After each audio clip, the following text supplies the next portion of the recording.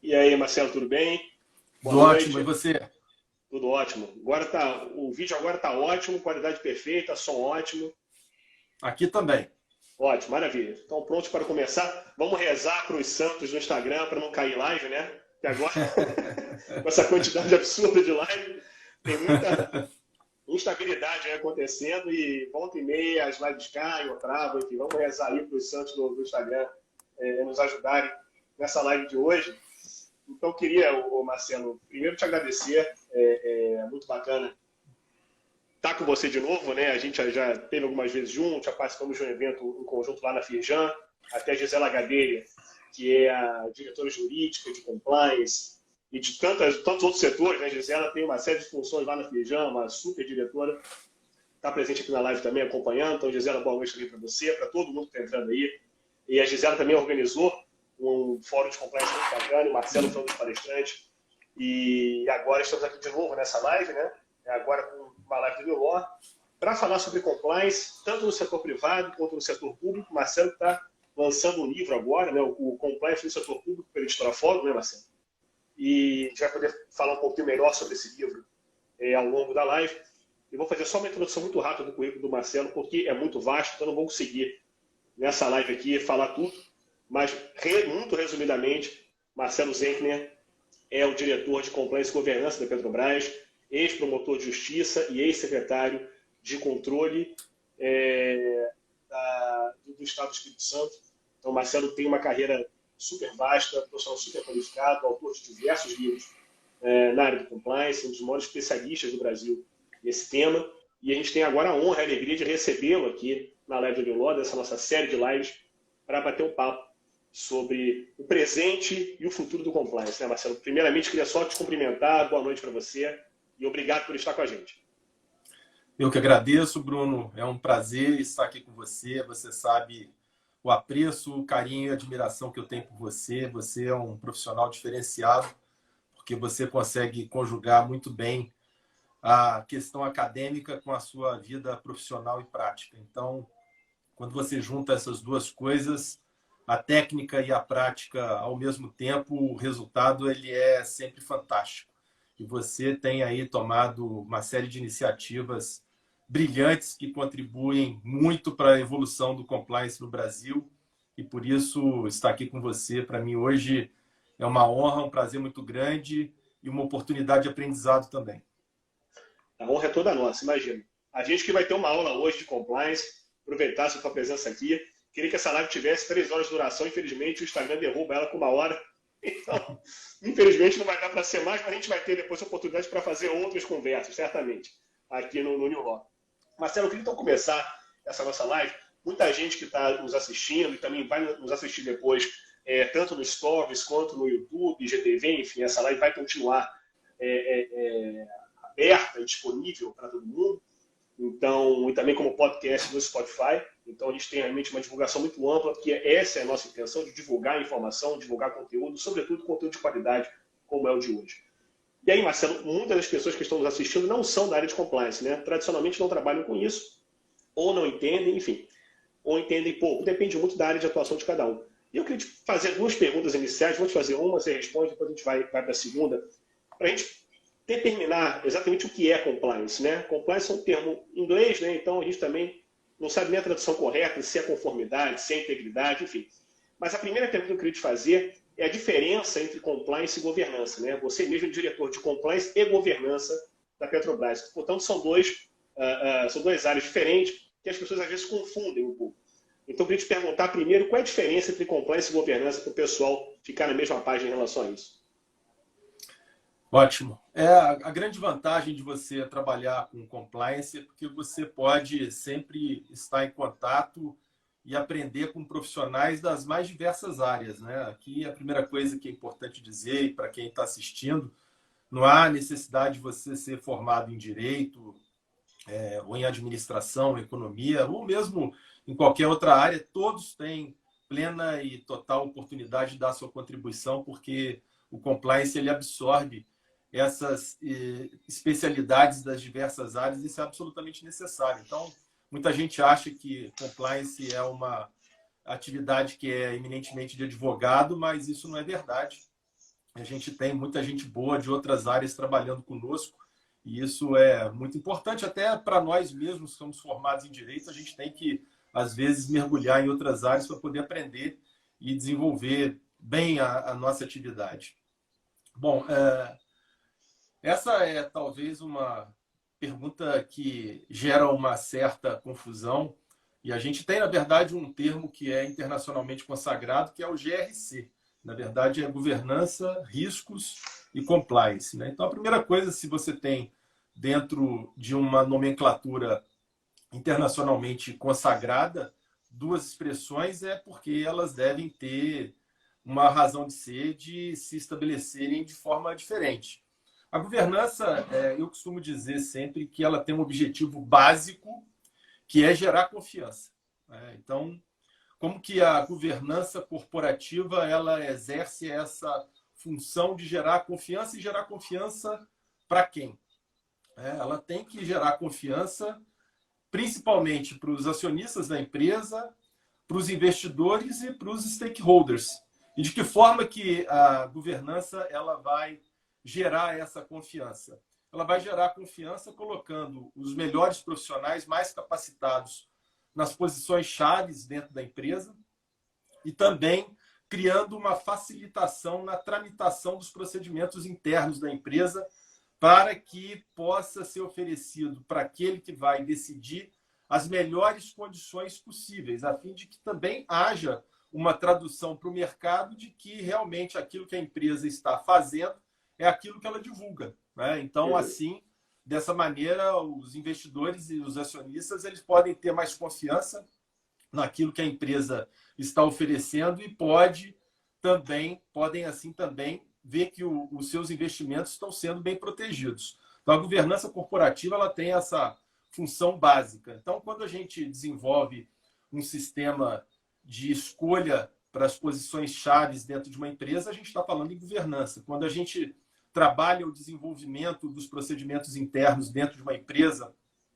oferecendo à alta administração boas condições para decidir, nós estamos trabalhando também a governança. Então, hoje, por exemplo, dentro da Petrobras, a gente tem 8 diretores, 4 são da carreira da Petrobras, outros 4 são do mercado, e todos eles passam por um processo muito rígido de escolha, não só técnica, como também um processo de escolha de integridade. A gente roda um BCI para fazer uma verificação da vida pregressa daquele profissional em todos os setores, na vida pessoal, na vida profissional, em relação a questões tributárias, em relação a antecedentes criminais. Quer dizer, tudo aquilo que possa, de alguma forma, influenciar no trabalho do profissional que vai sentar numa cadeira importante, isso é verificado, e só depois que isso acontece é que nós podemos dar o sinal verde em relação à contratação desses profissionais. Então, isso acontece para diretores, acontece para gerentes executivos, acontece também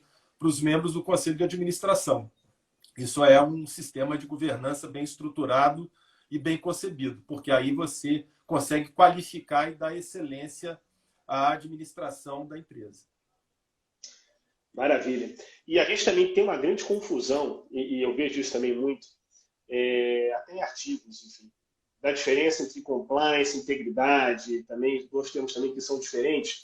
Eu queria ver se, te perguntar se tem realmente diferença ou não. A gente vê muito o termo, né, programa de integridade, até no decreto 8.420 de 2015, né, que regulamentou a lei de corrupção de 2013.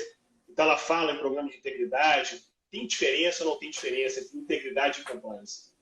Eu acabei falando de governança e não expliquei bem o compliance em si, né? Fala do compliance, depois a gente passa para essa. Enquanto que a governança ela tem sustentabilidade na geração de confiança, o compliance, por sua vez, ele está estruturado no tripé prevenção, detecção e correção. Então, o objetivo central de um sistema de compliance, aqui vou fazer uma homenagem ao meu amigo Wagner Giovannini, ele não gosta que nós utilizemos a expressão programa de compliance, e eu acho que ele está coberto de razão, porque é muito melhor nós falarmos em sistemas de compliance, ou então em mecanismos de compliance. Mecanismo também não é muito adequado, porque senão a gente faz merchan por Netflix. Mas quando a gente fala em programa, fica parecendo que é algo que tem início, meio e fim, né? Um programa a gente inicia, assiste e ele chega ao final. O produto embalado, né? Exato. Enquanto que o sistema ele é perene e a gente tem que dar essa noção para o empresário quando ele pretende implementar um programa ou um sistema ou um mecanismo de compliance dentro da empresa, ele tem que saber que aquilo é definitivo, aquilo é para sempre, ele não vai terminar em determinado momento. Então, aquele é um investimento que vai ser feito de forma absolutamente perene. Então, o objetivo central de um sistema de compliance é exatamente esse. É o de evitar que ocorram ilicitudes dentro da empresa, ocorram irregularidades, ou se por um acaso elas ocorrerem, e claro que a gente não tem como, em razão da própria natureza humana, que é falível, a gente não tem como garantir que nós vamos conseguir evitar isso o tempo todo. Se isso acontecer, nós temos que ter a capacidade de detectar que essa irregularidade aconteceu e depois buscar a devida correção e a punição. Então, o sistema de compliance está escorado exatamente nesse tripé. E hoje a gente tem no Brasil uma lei muito importante, que é a 12846, a Lei Anticorrupção Empresarial, que eu prefiro até chamar de Lei de Integridade das Pessoas Jurídicas, que está regulamentada por um decreto, que é o 8.420 de 2015. Lá no artigo 42 do decreto 8.420, você tem exatamente os requisitos que devem ser observados para que você tenha, então, um sistema de compliance efetivo. Vamos falar primeiro como sistema de compliance, depois a gente faz essa diferenciação que é muito importante. Perfeito. De sistema de compliance para sistema de integridade. Perfeito. Agora, só uma dúvida, Marcelo, antes de você começar a fazer essa diferenciação. Compliance, quando a gente fala muito em compliance, as pessoas já pensam logo, e eu até vou fazer isso numa próxima pergunta, na seguinte, muito em corrupção, né? Em recebimento de vantagem, ou de propina, ou de brinde, ou como queira. Mas o compliance ele não serve só para combater esse tipo de ilegalidade, né, ou de irregularidade, vamos chamar assim. Caso, por exemplo, de um assédio sexual, um assédio moral, enfim, isso também é alvo de um programa de compliance? Claro. Na verdade, compliance é uma expressão da língua inglesa que quer dizer estar em conformidade. A gente não usa muito essa expressão aqui em português, né?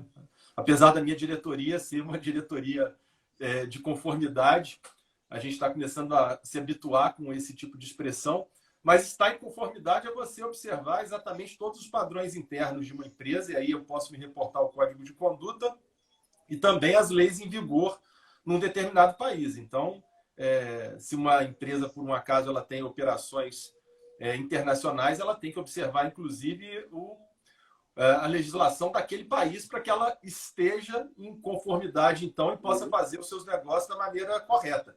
Então, estar em conformidade é muito mais do que simplesmente seguir a lei. Você tem que observar não só a lei do país, onde você tem a sede da empresa, tem que observar também os padrões internos da companhia, o código de conduta, e tem que observar também a legislação do país no qual você pretende fazer negócio. Perfeito. E com relação então, a essa diferenciação entre compliance e integridade, o que você tem para dizer para a gente? Eu comecei, na verdade, inclusive, esse é o ponto central da minha tese de doutorado e é o ponto central do meu livro também, né? Porque a gente vê muita gente usando isso quase que como expressões sinônimas. Verdade. Fala-se em sistema, às vezes até em palestras mesmo, das quais nós dois já participamos tantas vezes. Você vê os profissionais, às vezes, falando sistemas de compliance, o outro entra, fala sistema de integridade e passam... Como se fosse a mesma coisa, né? Como se fosse absolutamente a mesma coisa. E, na verdade, o que a gente pode dizer é que o sistema de integridade ele passa por um aperfeiçoamento de um sistema de compliance. E se um sistema de compliance tem por objetivo prevenir, detectar e corrigir, um sistema de integridade ele vai muito mais além, porque ele tem por objetivo gerar uma absorção da cultura de integridade dentro da empresa.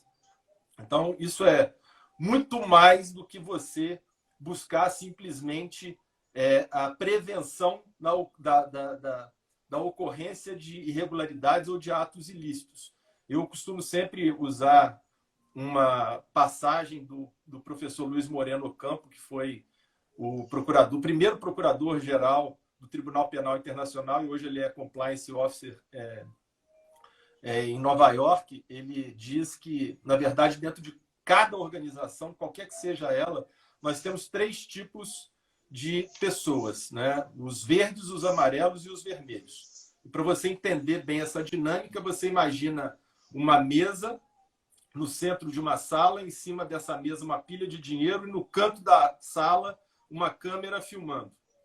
Você pode deixar o verde, que é o íntegro, dentro dessa sala durante 1 hora, durante um dia inteiro, durante uma semana, durante um mês. Você pode desligar a câmera, que o verde, que é o íntegro, ele vai proteger aquele dinheiro para entregar para o verdadeiro dono. O amarelo, se ele tiver certeza que a câmera está desligada, ou seja, que não existe um sistema de fiscalização eficiente, ou então que existe um sistema todo de impunidade e que ele pode tirar uma parte daquele dinheiro e preservar a sua honestidade aos olhos de terceiros, ele faz isso. E o vermelho é aquele sujeito que não só subtrai o dinheiro todo, como subtrai a câmera também. Então, é o desonesto. Eu quero saber, leva tudo. É o desonesto incorrigível por natureza. Então, quando a gente usa essa passagem do professor Moreno Ocampo, a gente consegue entender um pouquinho melhor a que se presta um sistema de compliance e a que se presta um sistema de integridade. Um sistema de compliance tem por objetivo fazer com que os amarelos permaneçam honestos. Então, você vai gerar um código de conduta bem concebido, você vai dar treinamento, você vai realizar due diligence, você vai fazer uma gestão de riscos dentro da empresa, ou seja, você vai conceber um sistema naquele formato lá do artigo 42 do decreto 8.420. Enquanto que um sistema de integridade ele tem por objetivo não fazer com que os amarelos permaneçam honestos, mas sim trazer para dentro da empresa uma quantidade cada vez maior de verdes. Ou então, pelo menos, fazer com que os amarelos fiquem esverdeados. E essa concepção de cores ela é interessante porque o Moreno Ocampo, e é só por estimativa, ele diz que normalmente dentro de uma organização, e quando eu falo organização, Bruno, pode ser uma empresa, pode ser uma estatal, pode ser um determinado órgão da administração pública, nós temos, em geral, 15% de verdes, 15% de vermelhos e 70% de amarelos. Então, quando você fala no sistema de integridade e trabalhar a absorção da cultura de integridade, isso não é uma tarefa fácil, o objetivo é exatamente fazer com que aquele empregado, aquele funcionário, aquele servidor público, ele haja da maneira correta simplesmente porque é o certo. Ele não precisa de ser fiscalizado, ele não precisa de ser treinado, ele não precisa de consultar o código de conduta, ele vai fazer aquilo que é certo. Tem até uma máxima que hoje vem sendo utilizada pelos recrutadores norte-americanos, no sentido de que é muito melhor você contratar caráter e treinar habilidades do que contratar um excelente currículo e, na verdade, você ter por trás desse currículo um vermelho que pode criar um problema gravíssimo dentro da empresa, sujeitando essa empresa aí a multas gravíssimas e um impacto também muito considerável na sua reputação. É verdade, né? No primeiro momento você acha que aquele profissional é super qualificado, né? Aquela análise curricular, né? Pura e simples, não, pô, eu vou contratar essa pessoa para trabalhar comigo. Mas no fundo você não tem o background da corrupção, né? Enfim, você não conhece, ainda que você faça uma due diligence, uma pesquisa, antecedente criminal, porque às vezes o cara, né, atua na legalidade e passa despercebido.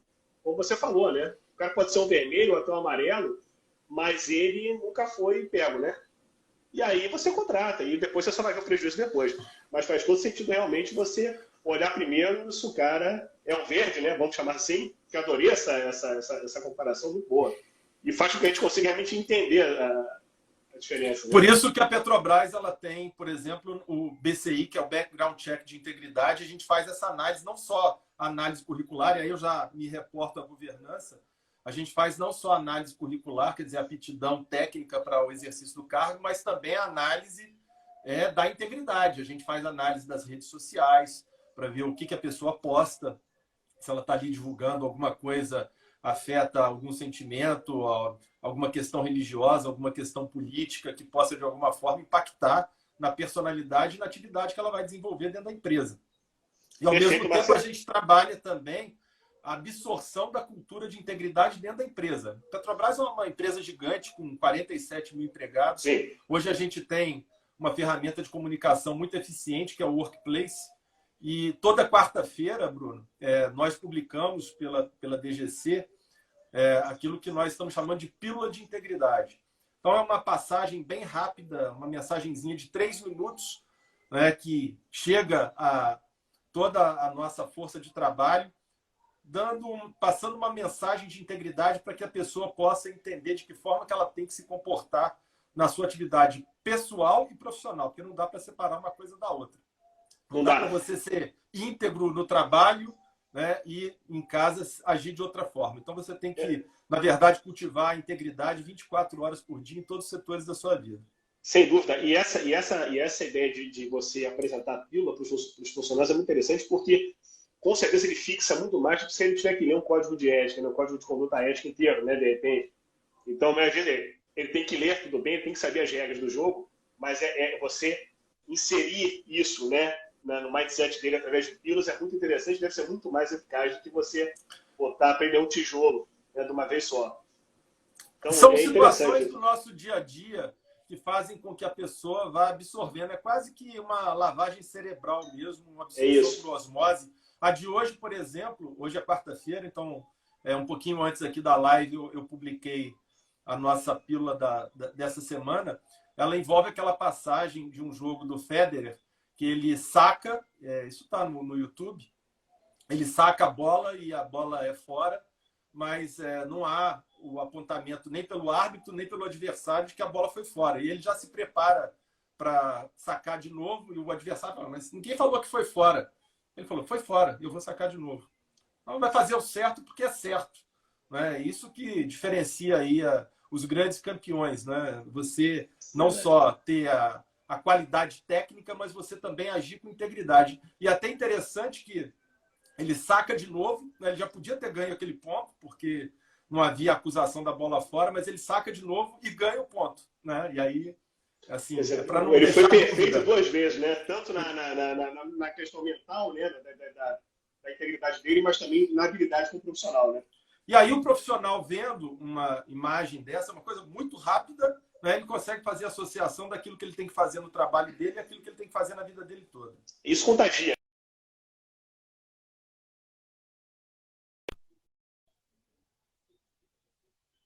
De todo mundo que assiste.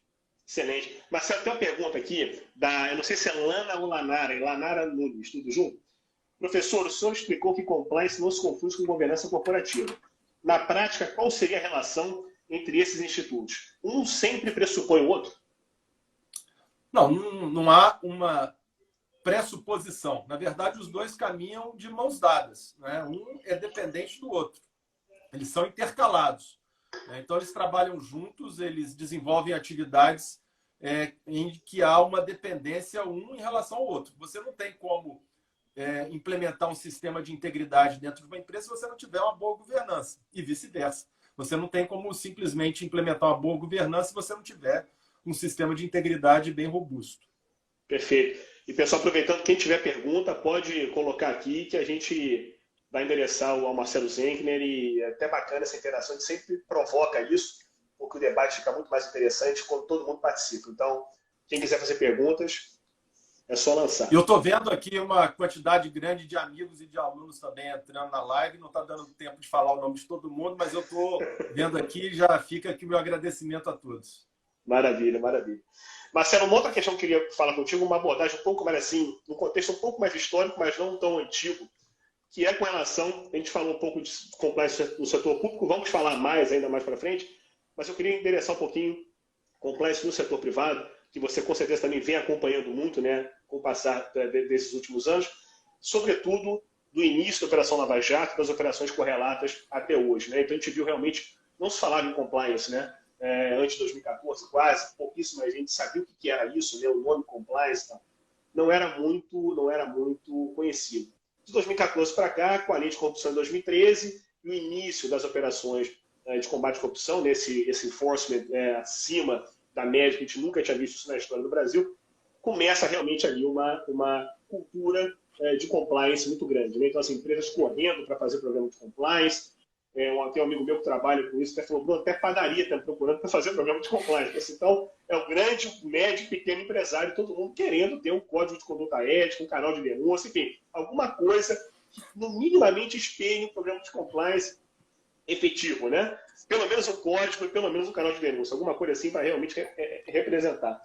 E aí eu queria que você me falasse um pouquinho, a gente viu também, quando a Operação Lava Jato começa e vem se desenvolvendo ao longo do tempo e não acabou até hoje, assim, não digo a Operação Lava Jato em si, mas outras operações correlatas da Polícia Federal, de combate à corrupção, né, por questões que foram derivando, a gente vê também aí outras formas de mudança de cultura, né, em relação ao compliance, em relação até à integridade também, como você falou, que são institutos diferentes. A gente vê, por exemplo, o selo Proética da CGU, a gente vê também um guia de compliance da revista Exame, até tenho a honra de ser conselheiro desse guia foi lançado ano passado. Então, assim, tem uma série de questões, novas legislações também, que agora obrigam o licitante a ter um programa de compliance previamente, né, como uma condição para participar de licitação. Algumas legislações estaduais regulam isso. Então, assim, está se criando realmente uma cultura de compliance muito grande. Eu queria que você falasse para mim um pouquinho na questão do setor privado, para depois a gente passar para o público. Como é que você vê a evolução do compliance, principalmente desde 2014 até hoje, né? Quanto mudou? Como as empresas hoje, na tua avaliação, elas estão realmente com uma mentalidade diferente, combate à corrupção, mostrando isso para os seus colaboradores, quer dizer, desde o chão de fábrica até a alta gestão. Como é que está a cultura do compliance hoje no Brasil, na sua visão? Essa é uma pergunta muito boa, porque muitos empresários, às vezes, quando assistem uma palestra sobre esse assunto, se perguntam se essa lei vai pegar e se esse é um movimento que veio para ficar ou se é só um modismo, né? E sempre que falam isso comigo, eu costumo responder no sentido de que esse é um movimento mundial e que veio para ficar. Se a gente entender bem como que a lei anticorrupção empresarial ela entrou em vigor aqui no Brasil, a gente vai ver que, na verdade, nós temos aí raízes muito profundas que impedem que haja retrocesso. Na verdade, a origem de tudo é a FCPA, que é uma lei americana de combate à corrupção transnacional, que é de 1977. Né? E essa lei ela estabelece previsão de punição para as empresas americanas, inclusive aquelas que pagam propina a funcionários públicos de outros países. Então, se uma empresa americana ela faz negócios fora dos Estados Unidos e paga propina a um funcionário público de um outro país qualquer, aquela empresa americana, ainda que o ato tenha sido cometido fora do território americano, ela vai ser punida nos Estados Unidos. Né? E essa lei, que é uma lei muito importante, ela começou a produzir excelentes resultados e já no final do século passado, né, já com esse movimento grande de globalização, os empresários americanos eles começaram a ficar um tanto quanto sufocados, porque as empresas dos outros países continuavam pagando propina, né, a funcionários públicos de outros países e só os americanos que não podiam pagar, porque se pagassem eram punidos com penas altíssimas nos Estados Unidos. Então, os Estados Unidos se viram numa encruzilhada, porque com um movimento grande de globalização, ou eles revogavam a FCPA, ou então eles tinham que encontrar uma outra saída qualquer. E não dava mais para revogar, depois de 20 anos de vigor da lei americana, uma lei muito importante para os americanos, um patamar ético muito forte, não dava mais para revogar. Então, os americanos eles tiveram que partir para uma outra estratégia, que é tentar nivelar essa situação no mercado internacional. Então, através da OCDE, e usando, obviamente, o prestígio e a influência política e econômica que os Estados Unidos têm, a OCDE ela, estabeleceu uma convenção de combate ao suborno transnacional, onde as 43 maiores economias do mundo se comprometeram a implementar legislações internas assemelhadas à lei americana, exatamente para impedir que esses outros países, as maiores economias do mundo e as suas respectivas empresas pudessem pagar propina fora dos seus próprios territórios. E o Brasil é um dos signatários dessa convenção transnacional de combate ao suborno. Então, nesse sentido, o Brasil se comprometeu lá em 1997 a implementar uma legislação assemelhada à legislação americana, o que só veio a acontecer em 2013. Muita gente acha que a lei anticorrupção empresarial ela é resultado daqueles movimentos de rua que aconteceram à época da Copa das Confederações. Isso não é verdade, né? Na verdade, o que houve foi uma pressão muito forte da OCDE para que o Brasil implementasse desde logo os regramentos da convenção. O Brasil já estava em atraso já há bastante tempo. Foi um dos últimos países, na verdade, a trazer para o seu ordenamento jurídico as bases dessa convenção internacional. Na verdade, nós somos até o penúltimo país. O último país foi a Argentina. Inclusive, é muito bom sempre ganhar da Argentina. Ganhamos mais uma vez. Né? Mas veio já com um certo atraso, mas fruto de uma pressão internacional. Então, a lei anticorrupção, a lei anticorrupção brasileira, ela não é uma lei que se originou de uma ideia vinda do Poder Executivo ou do Poder Legislativo no Brasil. Ela é fruto de uma pressão internacional e ela tem a mesma base de vários outros países, com base exatamente numa convenção a qual o Brasil se comprometeu a seguir. Então, nesse sentido, é absolutamente impossível, em primeiro lugar, que haja retrocesso dessa legislação dentro do Brasil, e, em segundo lugar, nós estamos aqui dentro de uma tendência absolutamente mundial. Quer dizer, o Brasil não vai poder ficar distante daquilo que está sendo praticado em outros países do mundo. Daí a expressão compliance, que tem origem exatamente no direito norte-americano.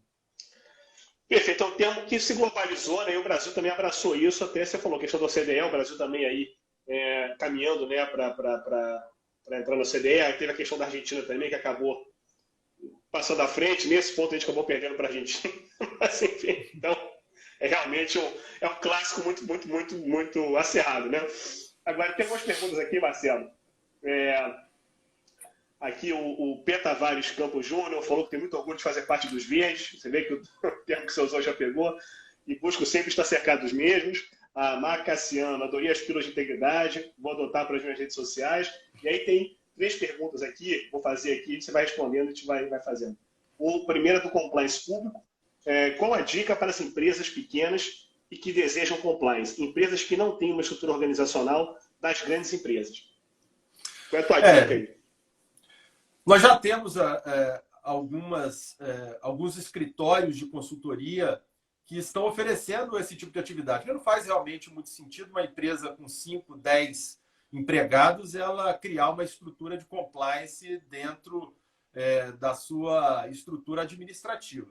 Então, isso é absolutamente inviável. Então, por isso que nós temos hoje já consultores que são contratados para implementar o sistema de integridade. Primeiro é feito o diagnóstico dentro da empresa, depois é criado o código de conduta, é dado treinamento aos empregados e, no final, é feito um monitoramento da eficiência do sistema de integridade implementado a fim de que ele possa ser aprimorado. Então, isso é contratado externamente, mais ou menos guardadas as devidas proporções, como também a empresa contrata um serviço de contabilidade.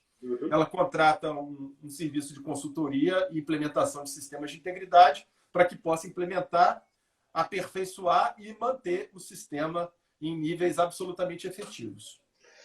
Perfeito. E uma outra pergunta da Gisela Gadelico, né? Como eu disse, nossa diretora jurídica da Fijan. Grande amiga e por quem tem uma admiração muito profunda. Nós estamos sempre juntos. Muito bacana te ver aqui, Gisela. E a pergunta dela é: olá, Marcelo, sempre um prazer ouvir. Você vê o papel da governança... Não, como você vê, que aqui tem uma luz aqui diferente. Como você vê o papel da governança, riscos e compliance na era do coronavírus? E essa é a minha última pergunta, mas a gente pode adiantar. Nós estamos tendo que nos adaptar a essa situação. Dentro da Petrobras e dentro de todas as empresas no Brasil, nós estamos tendo que implementar medidas e está sendo um aprendizado, né? Todos nós...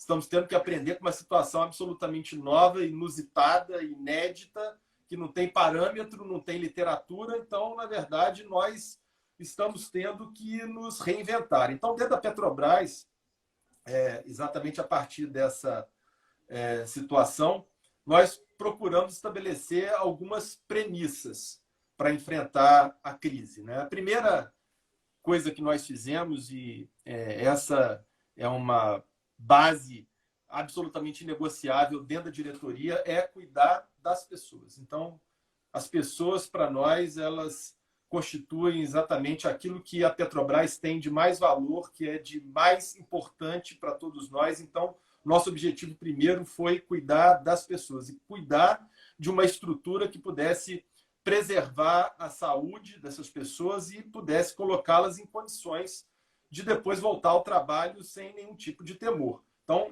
essa foi a primeira coisa que nós fizemos, não só a saúde física, como também a saúde mental. Em segundo lugar, o que nós pensamos foi na manutenção dos valores do nosso business. Nós não iríamos, de forma nenhuma, abrir mão daquilo que a gente acredita, daquilo que a gente pratica hoje dentro da diretoria executiva, em nome simplesmente de manter aí o caixa ou de manter bons negócios. Então, a integridade, sobretudo, a manutenção daquelas regras básicas de governança e de estruturação dos nossos negócios, elas também foram absolutamente preservadas em tudo que nós estamos fazendo. Outra coisa que nós procuramos fazer, e isso é muito importante, e agora, nesse momento, nós estamos aqui conversando virtualmente, foi buscar a proteção e a privacidade dos nossos dados sensíveis, porque nós estamos trabalhando virtualmente, né, e nós temos, obviamente, uma série de dados e de informações que são estratégicas e a gente tem que proteger essas informações para evitar que elas caiam aí em mãos erradas e possam ser utilizadas, inclusive, contra o nosso próprio negócio. Então, hoje a gente tem uma diretoria que é especificamente voltada para esse tipo de atividade. Faço aqui uma homenagem, inclusive, ao meu colega Nicolai Simone, um uruguaio já abrasileirado, mas ele é de uma competência ímpar. Ele tem feito um trabalho incrível e ele colocou o home office funcionando da Petrobras para todos os empregados da área corporativa numa velocidade incrível. Então, hoje a gente está trabalhando, eu tenho até brincado que eu estou trabalhando até mais do que eu trabalhava antes, porque eu começo a minha primeira reunião 8 horas da manhã. Não é brincadeira não, tá? Isso talvez pode ser verdade, que eu estou sofrendo a mesma coisa. Então, Não, eu acho que a gente tem aqui até uma base para dizer que isso é verdade, que nós tivemos que marcar nossa live às 9 da noite, né? Eu falei que é isso aí, para poder encaixar a agenda. Possível, né? Exato. Outra coisa que nós buscamos fazer, Bruno, foi assim, gerar um sentimento de responsabilidade coletiva para todos os empregados da Petrobras. A gente saber, hoje dentro da Petrobras, que nós estamos ali trabalhando pela sobrevivência da empresa. No momento desse de crise, eu falo até, costumo brincar que o petróleo está para a cadeia produtiva, assim como o leão está para a cadeia alimentar, né? Porque se a cadeia produtiva ela não se desenvolve, ela também não vai precisar de petróleo, o petróleo não vai ser necessário, a gente rompe a cadeia lá no início. Então, a Petrobras, como as empresas de energia de um modo geral, ela está sendo muito impactada por conta dessa crise. Basta você pensar em qual foi a última vez que você abasteceu o seu carro, né? Já faz bastante tempo. Então, o petróleo se tornou uma coisa, nesse momento, absolutamente desnecessária. Então, a gente está tendo que se reinventar para poder buscar a manutenção do nosso fluxo de caixa. E a outra coisa que é muito importante aí nesse momento, Gisela, respondendo a tua pergunta, é manter a resiliência, né? A gente tem que ter uma capacidade de resistência muito grande e de não desistir nunca. Eu acho que essa é, na verdade, a grande qualidade dos melhores profissionais de mercado. A gente sempre acreditar e, de forma nenhuma, desistir, abdicar aí dos esforços que são necessários para a gente alcançar os nossos objetivos. E, por fim, também, isso é muito importante, manter aí uma comunicação absolutamente efetiva entre os empregados, para o público externo, é quase que um over-communication aí, trabalhar bastante a comunicação para manter as pessoas bem informadas daquilo que está acontecendo, de quais são as medidas que nós estamos adotando e de que forma que os empregados eles devem se comportar nesse momento de dificuldade. Perfeito, Marcelo. Obrigado. Excelente o overview que você deu aí dessa nova fase, né? Realmente eu brinco que a gente está vivendo como se fosse uma lâmpada interruptor, né? A nunca economia do mundo, não é do Brasil não, é do mundo, ela foi desligada, né? E está sendo religada aos poucos em alguns países, né? Então a China voltou agora, lentamente ainda, estava até conversando com um colega meu da China no início da semana, E assim, estão começando a voltar a trabalhar no escritório. Então, assim, tudo muito lento, né? A Europa ainda está realmente com um shutdown, um lockdown completo. Estados Unidos, uma situação caótica, né? Muito pior que a do Brasil, pelo menos por enquanto. A situação lá realmente é gravíssima. A nossa também, obviamente, mas a de lá, os números são muito expressivos. Então, realmente é uma novidade para todo mundo. E essa necessidade de você se readequar, nessa resiliência expressa que você tem que ter muito rápida, né? De adaptação a esse novo formato, né, de trabalho, de vida e de economia também, né? A crise econômica é profunda e a gente tem que realmente ter aí ferramentas, não só a própria Petrobras, como você já elencou diversas iniciativas, mas também do lado de cá também advocacia, né, de escritório, advocacia também de departamento jurídico, que a Petrobras também tem um departamento enorme. Realmente tem que mudar muito e muito rápido para tentar se adequar. A gente não sabe para onde vai, né? Esse talvez é o maior problema, né? Porque é um cenário muito nebuloso, né? Aquele mundo VUCA, né? Que eles chamam de volátil, incerto e tal. Você não sabe o que está acontecendo, na verdade, né? Você sabe até semana que vem, mas aí você não sabe se vai chegar a vacina, se vão prorrogar o isolamento, o distanciamento social, enfim, tudo muito confuso. A Camila Gulo tem uma pergunta aqui para você, que é a seguinte. Bruno, pede para falar sobre o combate à corrupção privada no Brasil. O que pode ser feito, já que tecnicamente não é crime? Não é crime de um modo geral, né? Muita gente fala que não existe a corrupção privada no Brasil, mas a gente tem tipos penais de corrupção privada, por incrível que pareça, e pouco estudante de direito sabe disso. Mas se você procurar lá no Estatuto do Torcedor, você vai encontrar o tipo da corrupção passiva e ativa privada. Então, se um desportista ele recebe uma vantagem devida para facilitar, por exemplo, o resultado de um jogo, ele vai ser punido por corrupção, né? E é uma corrupção privada.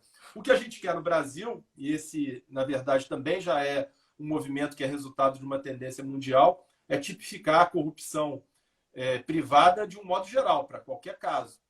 Porque hoje essas questões elas são resolvidas apenas e tão somente no âmbito do direito trabalhista. Então, se hoje, por exemplo, um empregado da Petrobras vender uma informação estratégica para um concorrente, o que vai acontecer vai ser um procedimento interno dentro da diretoria de governança e conformidade. O empregado ele vai ser demitido por justa causa, mas ele não pratica crime. E o que a gente quer é exatamente aqui estabelecer um padrão mundial, como já acontece na maioria dos países da Europa. Eu fiz meu doutorado em Portugal já há muito tempo lá, que a corrupção privada é considerada crime, e a gente tem aqui também no Brasil o tipo penal da corrupção privada. Maravilha. E uma pergunta aqui da Leila, depois eu vou passar depois essa pergunta para uma pergunta minha, para a gente seguir na questão do complexo do setor público também. E a pergunta é a seguinte, Marcelo, alguma sugestão ou orientação para implantar o GRC em startups para proteção e transparência aos investidores? Tem alguma dica nesse sentido? Essa não é uma área onde eu já ainda tenho atuado com um pouquinho mais de ênfase. Como você disse no início, eu fui promotor de justiça por 22 anos, fui também secretário de controle e transparência e agora estou numa estatal, né? Nunca trabalhei diretamente numa empresa privada e também nunca trabalhei numa startup. Mas o que eu posso dizer é que todas as empresas, sejam elas quais forem, seja elas de que formato, de que tamanho forem, elas vão ter que se adaptar a essa nova realidade e trazer a integridade como um valor. Hoje a gente tem, inclusive, com base em resultados de uma pesquisa de uma consultoria americana que mostra muito bem que as empresas consideradas mais éticas do mundo, e aqui eu falo empresas de que tamanho forem, elas têm uma lucratividade, uma valorização de suas ações, quando são empresas grandes com ações em bolsa de valores, muito maior do que a média das empresas de um modo geral. Então, eu tenho certeza que uma startup, incorporando os valores da integridade ao seu negócio, que ela também vai ter aí uma excelência e um crescimento muito mais rápido do que as demais. Sem dúvida, é um diferencial muito importante mesmo, né? Até para quem está começando, já começar com essa mentalidade de já ter estruturado um programa, eu acho que realmente vale super a pena. Queria também cumprimentar a Patrícia Godoy, diretora de compliance da Uber, queridíssima amiga também, assistindo a live. E aí, Marcelo, eu quero te fazer uma pergunta que é a seguinte, com relação ao compliance no setor público, né? A gente tem aí a lei das estatais, né, que fala sobre a necessidade de programa de integridade para a empresa pública e sociedade de economia mista, né? E a gente também não vê ainda, e eu vou fazer uma pergunta dupla, por conta até do nosso adiantado da hora, também quero falar um pouco do seu livro, então a gente tem que ter um tempo reservado para isso, e eventualmente mais perguntas. Então, no setor público, a gente tem essa lei, o Estatuto das Estatais, enfim, como queira chamar, para a administração pública indireta, né? Tem também uma outra legislação que regulamenta para a agência reguladora, mas você não tem para a administração pública direta, né, nenhuma legislação ainda que congregue essas regras de programa de integridade, enfim, de compliance. E a minha pergunta é, queria que você tivesse um apanhado geral sobre isso, como você está vendo o compliance no setor público, e aí tem te endereçando a questão do seu livro, como que ele se aplica nesse sentido, qual foi o estudo que você fez para poder elaborar o teu livro. Com certeza tem alguns inputs em relação à pergunta que eu estou te fazendo. A gente vê muito no setor público, na administração pública direta, diversas legislações que dão ali uma certa segurança, mas não pode chamar isso como alguma lei que te obriga a fazer programa de integridade. Então, você tem, por exemplo, a lei de probidade administrativa, né, que tem lá as normas de repressão, de caráter pedagógico, como multa e tal, Estatuto de Servidores Federais, assim, nenhuma legislação ainda para o poder público direto, né? Para a gestão pública direta que regulamente. No setor, na indireta, você já tem. Então, eu queria que você fizesse uma diferenciação entre um e outro, como está isso na indireta, né? Empresa pública, cidade de economia mista, enfim. E o que você vê como possível para a direta também, e aí, arrematando isso com a questão do seu livro. Essa pergunta ela é muito boa, porque ela mostra muito bem como que o compliance vem evoluindo no Brasil, né? Então, como eu disse, começou por força de uma pressão externa, veio a Lei 12.846 e o Decreto 8.420, que cuidou especificamente do compliance nas empresas privadas. Mas não fazia muito sentido mesmo, Bruno, a gente ter o compliance em empresa privada e não haver um regulamento para empresas estatais, até porque as empresas estatais, por força da própria Constituição, elas têm que seguir até por conta do próprio mercado, o próprio regime das empresas privadas. Então, logo na sequência, veio a 13.303, que também estabeleceu a necessidade de implementação de sistemas de integridade para as empresas estatais. Então, o movimento ele foi feito dessa maneira, né? Em primeiro lugar, 2014, empresas privadas, depois, 2016, empresas estatais, empresas públicas, sociedade e economia mista. E agora, num passado mais recente, a gente já vê esse movimento migrar também para a administração pública direta. Então, na verdade, existe até um projeto de lei no Senado, do senador Regufe, que é um projeto de 2016, é o PLS 303, que busca estabelecer sistemas de integridade para a administração pública de um modo geral. Só que esse projeto de lei ele está tramitando ainda de uma forma muito lenta e não deu para esperar, né? Por conta disso é que veio à frente da própria regulamentação por lei, o Poder Executivo Federal baixou o decreto 9.203, que é de 2017, e esse decreto ele cria uma política de governança da administração pública federal direta e indireta, né? É um decreto muito bem estruturado, ele foi, inclusive, concebido dentro da CGU pelos técnicos, ele obviamente passou pelas casas legislativas, mas ele tem ali uma origem, um embrião estabelecido dentro da CGU, e ele traz uma série de novidades muito importantes para a administração pública. Então, por exemplo, conceitua a governança pública, e eu acho que isso é muito importante você já ter para dentro da administração pública direta. Então, lá no artigo 2º, o conceito de governança pública ele vem como sendo conjunto de mecanismos de liderança, estratégia e controle postos em prática para avaliar, direcionar e monitorar a gestão com vistas à condução de políticas públicas e à prestação de serviços de interesse da sociedade. Então, você vê que é uma transformação daquele conceito que eu trouxe inicialmente lá de governança empresarial para dentro do setor público. E vem ainda, na sequência, estabelecendo princípios regentes para essa boa governança da administração pública, como sendo a capacidade de resposta, integridade, olha que bacana, você ter como princípio da administração pública a integridade, que vai muito além do princípio da moralidade, que é aquele que está estabelecido lá no artigo 37 da Constituição. Então, você traz agora o princípio da integridade, confiabilidade, melhoria regulatória e responsabilidade de prestação de contas, que é exatamente accountability.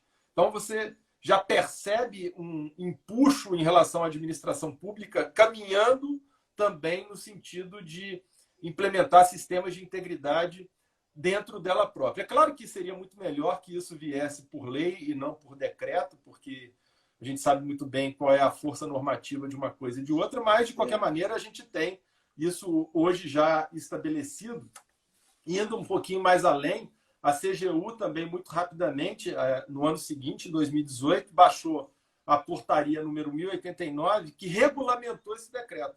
Na verdade, o movimento correto deveria ser uma lei regulamentada por decreto, mas, infelizmente, por conta das brasilidades, nós tivemos, na verdade, um decreto que foi regulamentado por uma portaria. Mas, de qualquer maneira, essa portaria ela é muito importante porque ela, por exemplo, conceitua sistema de integridade para a administração pública, como sendo conjunto estruturado de medidas institucionais voltadas para a prevenção, detecção, punição e remediação de fraudes e atos de corrupção em apoio à governança pública.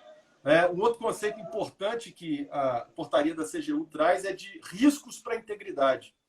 Isso é uma coisa absolutamente inovadora e prevê ali que os riscos de integridade são as ações ou omissões que possam favorecer a ocorrência de fraudes ou atos de corrupção. Então, a gente já tem um movimento, sim, estabelecido dentro da administração pública federal no sentido de implementar sistemas de integridade. A minha percepção é que isso, muito em breve, vai ser estabelecido em lei e isso também vai gerar uma contaminação na legislação dos estados, o que já está acontecendo. Então, aproveitando, inclusive, aqui para falar um pouquinho do livro, que é o Compliance no Setor Público, o meu artigo é exatamente sobre isso, porque eu procurei trabalhar as leis, decretos e regulamentos internos dos estados que já prevêem sistemas de integridade. Então, aí eu posso fazer menção aqui ao Espírito Santo, Santa Catarina, Paraná, Mato Grosso do Sul, Minas Gerais e até o Distrito Federal já tem hoje regulamentos fazendo previsão de sistemas de integridade. Então, eu tenho certeza que isso vem com uma tendência muito forte, com uma velocidade também muito forte, vai, obviamente, se espalhar por todos os outros estados e também pelos grandes municípios do país. Então, assim, isso mostra também que existe aí um mercado enorme, aberto, esperando aí profissionais qualificados que possam abraçar essa missão. Não tenha dúvida, como você mesmo disse, não é necessário ser advogado, né, para ser um profissional da área de compliance, né? Mesmo caso também do profissional da proteção de dados, né, o DPO, né, que tanto se fala agora.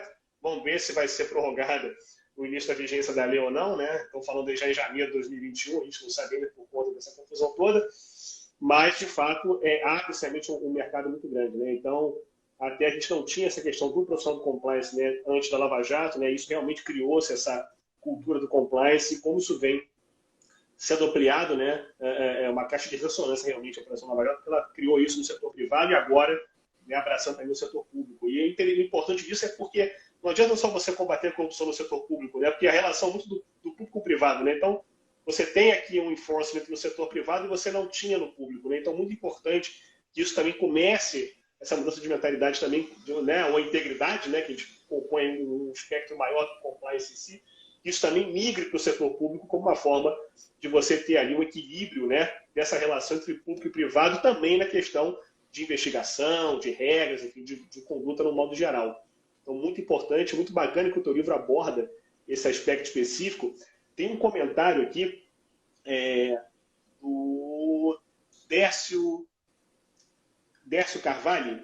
A ausência de compliance na administração direta, em conjunto com as não conformidades, não pode ser encarada como improbidade administrativa. Ele faz uma comparação ali com as violações ali do artigo 9, 10 e 11 da 8.429, né? Que é de improbidade. Então, violações ali a princípio, que podem não dá para enquadrar como improbidade administrativa, porque se fôssemos enquadrar, seria no artigo 11, violação de princípios da administração pública. E por violação de princípios, para que haja caracterização de improbidade, apenas então somente se a omissão for dolosa. e aqui, como seria uma hipótese de negligência, não haveria que se falar em improbidade administrativa. Perfeito, perfeito. E eu acho que tem mais uma pergunta aqui, do Elisandro. A gente já está quase fechando, faltam 5 minutos para o Instagram derrubar nossa live aqui, mas vamos lá. Marcelo, efetividade, como avaliar, que mecanismos, ferramentas podemos usar? Essa é a pergunta de $1 milhão, né? Mas a proposta que eu fiz, a oportunidade que eu pude participar da ENCLA, que é a Estratégia Nacional de Combate à Corrupção e Lavagem de Dinheiro, é de criar um sistema de convênio gerido pela CGU para que empresas especializadas em avaliação dos sistemas de integridade, se seriam efetivos ou não, essas empresas, então, ficariam responsáveis por isso. Porque, na verdade, Bruno, a gente tem 2 sistemas que podem ser utilizados para essa aferição: o sistema público e o sistema privado. O sistema público, por exemplo, o Chile adota, né? Então, são funcionários públicos que anualmente fazem a aferição da efetividade dos sistemas de integridade das empresas, o que seria absolutamente inviável no Brasil. Você imagine um exército de funcionários públicos fazendo avaliação de sistemas de integridade no Brasil inteiro, e avaliação essa que só teria validade de 1 ano. Então, quando na verdade a gente está procurando aqui enxugar a máquina pública, a gente iria acabar gerando um inchaço muito grande e que seria de muito pouca efetividade. Então, o melhor sistema é esse, que é o sistema adotado nos Estados Unidos. São empresas especializadas nessa avaliação. Elas se conveniariam com a CGU, que seria a entidade gestora disso. A CGU estabeleceria quais seriam os critérios para esse convênio. Essa empresa ela não poderia ter outro objeto, nenhuma outra atividade, nem ter outra contratação. Ela ficaria única e exclusivamente responsável por isso. E aí, então, a empresa interessada nessa avaliação, ela procuraria uma dessas empresas conveniadas, seria feita a avaliação da efetividade do sistema, com a validade temporal, por óbvio, que poderia ser utilizada para os fins previstos na lei, seja para um acordo de leniência, seja para garantir um benefício previsto na lei, etc. Perfeito. Marcelo, faltam 2 minutos para a gente terminar a live, então eu queria já ir para as considerações finais, te agradecer muito pela presença. Tem outras perguntas aí no nosso hall, mas enfim, o Marcelo também está disponível no Instagram, a gente marca uma outra live. Eu acho que esse é um assunto que não se esgota aqui, né? Tem muito ponto para falar, e é um assunto também que sempre tem novidade, então compliance, integridade, governança, que é um tema maravilhoso, que eu gosto muito, enfim, acho fantástico o estudo. Marcelo, que é um craque, um dos maiores craques do Brasil. Então, obrigado pela tua presença, Marcelo, foi um prazer te receber aqui. Já conto contigo para uma próxima rodada. Tá? Fazer só um agradecimento